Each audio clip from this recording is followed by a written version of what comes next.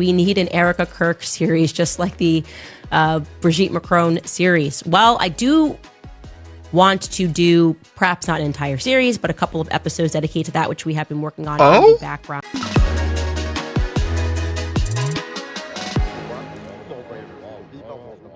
Now, guys, we got to check in with Candace Owens, the YouTube star and conspiracy theorist, who is, of course, many months into her investigation into Charlie Kirk's death, and it's now taken a kind of ugly turn. The context you need to know for this is that when Candace originally started this, she said over and over and over again that she wanted to know the truth about what happened to Charlie, and she didn't believe the federal government. And okay, I mean, I don't really buy a lot of her claims about all of that, but sure, you can understand that. But she did say that at any point she would stop if Erika Kirk, Charlie Kirk's widow, the mother of his young children, asked her to stop. Then a little while later, Erika asked her to stop, and she started mocking Erika and attacking Erika publicly. And now, this is really something.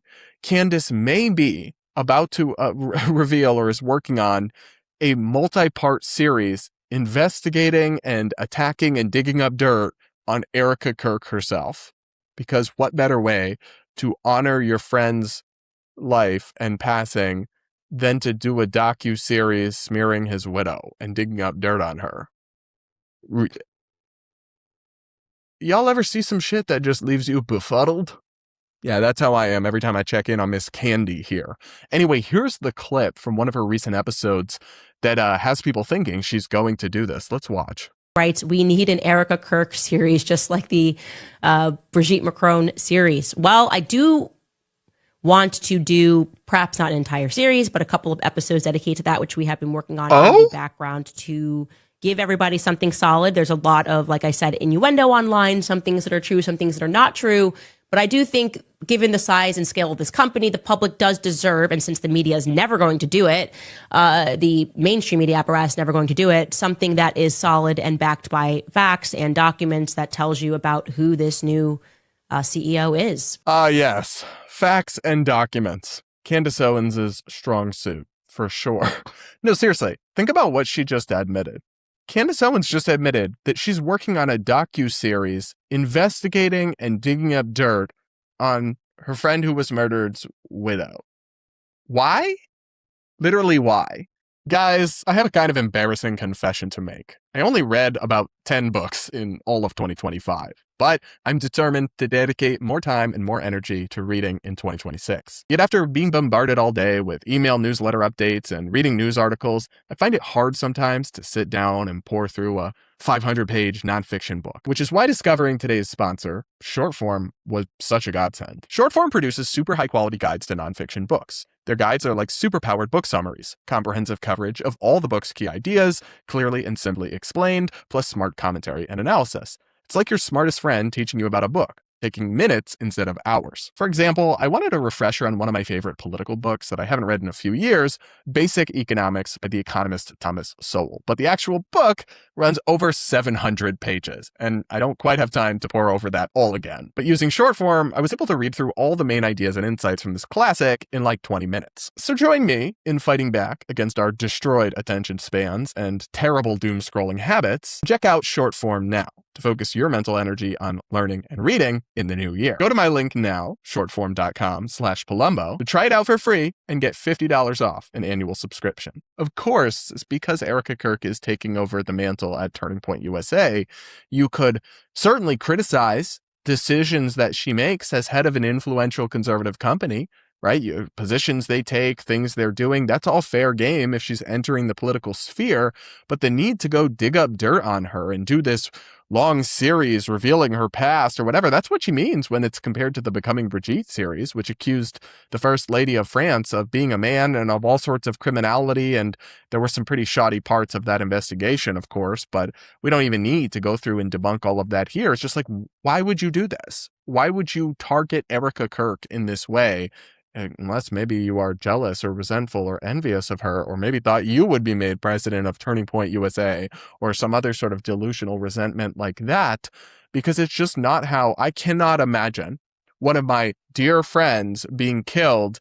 And then my response is not only to do this Looney Tunes investigation and make a ton of mistakes and spread wild theories and accusations, but then to dig up dirt on his widow for my infotainment podcast. Like, what a disgusting way to honor your friend's legacy. He would be rolling over in his grave and cursing you, Candace, for causing his wife so much pain in the aftermath of this tragedy. But you actually think you're his true friend and standing up for him. It's astounding stuff. Guys, I'm going to show you a flashback clip of Candace that now has aged like milk, and then also a bizarre tweet she put out about this. First, though, do make sure to subscribe to the like button if you haven't yet, and please do consider becoming a channel member to support my work.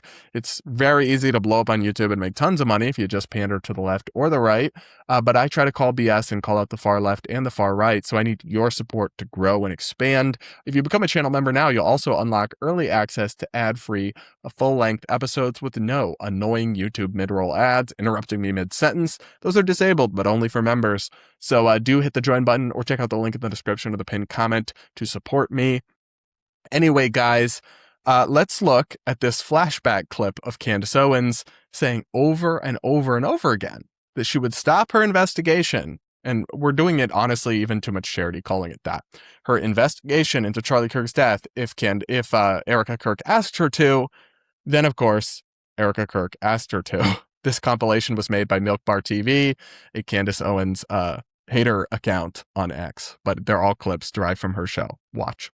No one, and I mean absolutely no one, outside of my husband and Erika Kirk has the power to shut me up right now. That's it. There's nobody that has the capacity to get me to shut up about this except for Erika Kirk. And I will say this, like, I am on this journey to figure out what happened on that day. I'm not going to stop unless Erika Kirk asks me to stop. I said early on, if Erika Kirk asks me to be quiet, I will be quiet. But when you go after my family, my Turning Point USA family, my Charlie Kirk Show family, when you go after the people that I love, and you're making hundreds and thousands of dollars every single episode, but this is not okay.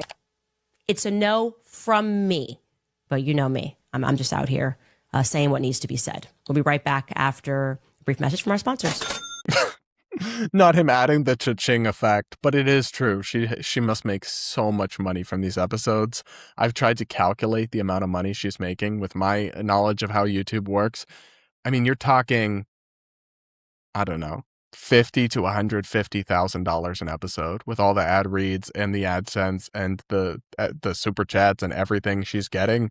It is an astonishing amount of money. It's very lucrative. So no wonder she doesn't want to stop her investigation. Is the investigation in the room with us? But yeah, I think it's notable because listen, I'm actually not sure that if you were actually investigating the truth about Charlie Kirk's death, would you really need to stop that just because his widow asked you not to? I don't even know, but you said you would repeatedly. Like, you made a promise to your audience at least 4 different times, and then it happened, and then you just totally flip-flopped. It's like, how many times can she do this? Can she just blatantly lie to people's faces, tell them one thing, then do another, and never really explain herself or correct or acknowledge the mistake or lie or flip-flop and just keep it moving?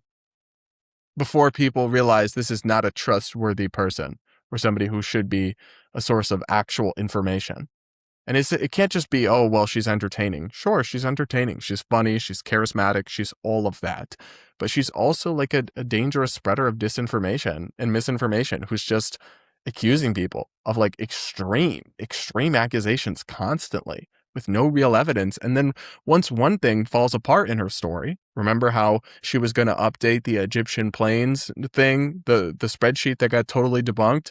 That's coming soon, updated version to our website. We're now like months. It's been months. I guess you're not actually updating. You're just moving on to new shit. So people hopefully forget about all the old stuff that you can't prove that you promised. Yeah, that's actually a dangerous game, and it's actually insulting to your viewers' intelligence. But I guess maybe they don't realize it. I don't know. I want to show you guys one more thing related to this escalation in Candace's war on Erika Kirk. Again, because like, that's what you do when you love somebody and they die.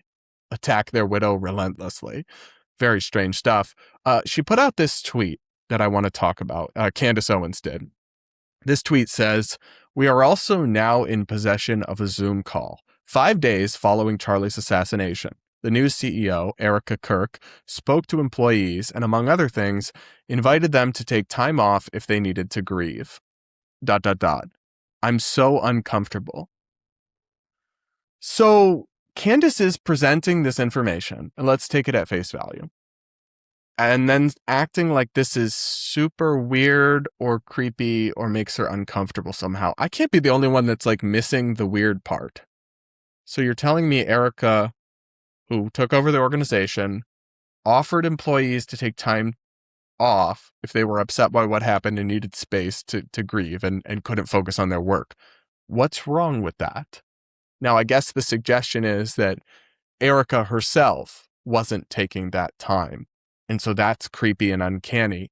I actually don't think it is. And I imagine that I would respond similarly. If I experienced tremendous loss, I'd probably do the podcast. I'd take a couple days off and then go back to doing the podcast, because I don't think it's healthy to just sit and wallow in grief all day. And sometimes taking your mind off of something can be fine and can be good. You could use a distraction, and people just make different choices about how to respond to grief. And that's not like wrong or bad or inherently suspect that somebody would go back to work. Lots of people do that, actually go back to work pretty quickly after something terrible happens because they want to stay busy and keep their mind off the tremendous loss they've just experienced. That isn't creepy, at least not to me at all. And a couple people responded to this who were on that Zoom call. Here's one Turning Point employee's tweet. "I was on this call. I can confirm nothing happened. It was a very sad call in which she was trying to comfort employees and offer resources. This is truly sad, Candace. I tried so hard to give you grace. I was giving you the benefit that you were grieving in your own way, but now it is just too clear. If you are toying with viewers and this is what it's about, you're just grifting." His tweet has nearly 500,000 views because I think a lot of people understood that there wasn't actually anything that strange about this Zoom call that Candace has unearthed and received. And it really does seem a lot more like she is just coming up with new stuff to feed her audience this never-ending promise of, ooh, we're about to drop a bombshell, and just stretching beyond belief. Because there's actually nothing weird about that at all to me. And you're just... again, this is your dear friend who you said is like the most important person in the world to you, or one of them, and you're putting his widow through all this pain and suffering. And I'm not saying she's beyond criticism or any sort of scrutiny. She is a public figure now. She is putting herself out there, but attacking her for the way she grieves and acting like this Zoom call is some sort of insane bombshell when it's a total nothing burger. Yeah, that's disgraceful and embarrassing. And when you add it together with the fact that Candace is apparently working on a series exposing Charlie's widow and her past, that she was on reality shows or whatever, it's like, gosh, with friends like this, who needs enemies? That's all I'll say. Gosh, I hope none of my friends, if I was ever killed, would behave in this manner, because it's truly, truly bizarre and disgraceful. That's my take on the latest Candace Owens drama, but you guys will have to let me know what you think in the comments below. Do make sure to subscribe. Do consider becoming a channel member if you can, and all of that. And that'll be it for today's episode of the Brad vs. Everyone podcast, guys. Thanks so much for listening, and we'll talk again real soon.